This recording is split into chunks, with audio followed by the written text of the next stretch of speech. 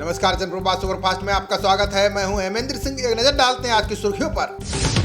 गुजरात के मोरबी नदी पर बना पुल टूटने से 141 की गई जान, मृतकों में महिलाएं और बच्चे भी शामिल। एसआईटी करेगी जांच। क्षमता से अधिक लोगों के चढ़ने और सेल्फी लेने की होड़ में टूटा पुल। एनडीआरएफ की 3 टीमें और सेना के तीनों अंग बचाव में जुटे। ब्रिज मैनेजमेंट कंपनी के खिलाफ गैर इरादतन हत्या का केस दर्ज। हादसे में बीजेपी सांसद मोहन कुंदारिया के 12 रिश्तेदारों की मौत। दस्तदीदों ने बताया, भारी भीड़ से पहले पुल हिला, फिर लटका। भरभराकर गिरने के समय चीखते हुए नदी में समाने लगे लोग। पीएम मोदी, अमित शाह समेत तमाम नेताओं ने हादसे पर जताया दुख। प्रधानमंत्री ने रद्द किया आज होने वाला रोड शो और अहम बैठक। पुल हादसे में घायल लोगों से मिलने अस्पताल पहुंचे सीएम पटेल। राहत और बचाव कार्य का लिया जायजा, की समीक्षा बैठक। हादसे के पीड़ित परिवारों को 6-6 लाख मुआवजा देने का ऐलान। घायलों को 50,000 रुपए की दी जाएगी सहायता राशि। सरदार पटेल की जयंती पर आज देश मना रहा है एकता दिवस। राष्ट्रपति मुर्मू समेत कई नेताओं ने लौह पुरुष को दी श्रद्धांजलि। पटेल की जयंती पर पीएम ने केवड़िया में राष्ट्रीय एकता की दिलाई शपथ। शाह ने दिल्ली में रन फॉर यूनिटी को हरी झंडी दिखाकर किया रवाना। उगते सूर्य को अर्घ्य देने घाटों पर उमड़ा श्रद्धालुओं का हुजूम। देश दुनिया में मनाया गया आस्था का महापर्व छठ। कर्नाटक चुनाव में सभी 224 सीटों पर प्रत्याशी उतारेगी आप। 170 निर्वाचन क्षेत्रों में ग्राम संपर्क अभियान किया शुरू।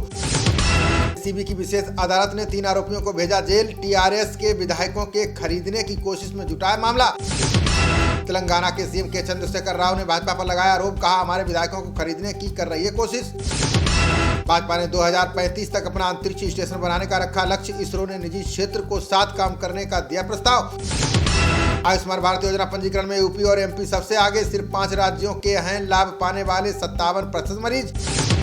सोमालिया में हुए बम धमाके में 100 से ज्यादा लोगों की गई जान, 300 से अधिक घायल। भारत ने की घटना की कड़ी निंदा। दिल्ली में साल के सबसे खतरनाक स्तर पर पहुंचा वायु प्रदूषण। पराली और वाहन बने वजह दम घोंट रही जहरीली हवा।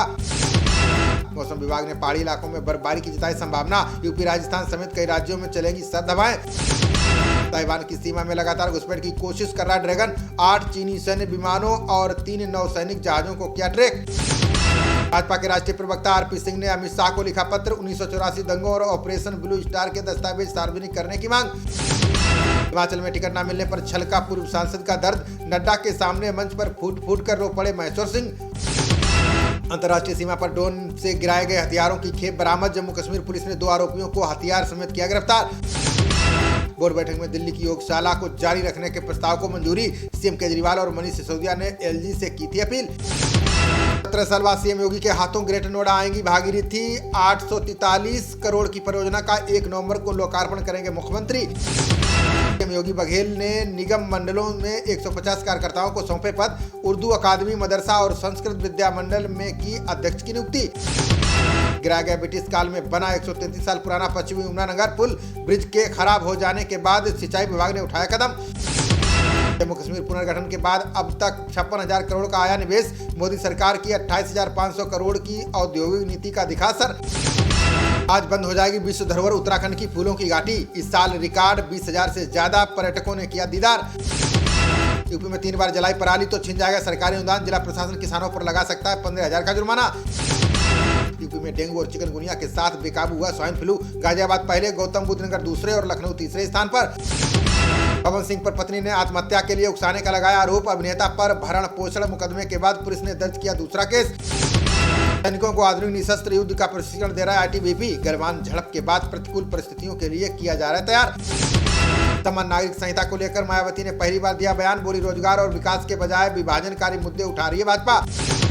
यूपी के पशुधन मंत्री धर्मपाल सिंह ने गौमूत्र में बताया गंगा का बास। बोले, इसके छिड़काव से नष्ट होती हैं घर में व्याप्त सभी बाधाएं। शहरी भारतीयों को सता रही बेरोजगारी और महंगाई की चिंता। 29 बड़े बाजारों पर हुए सर्वेक्षण में सबसे निचले पायदान पर भारत।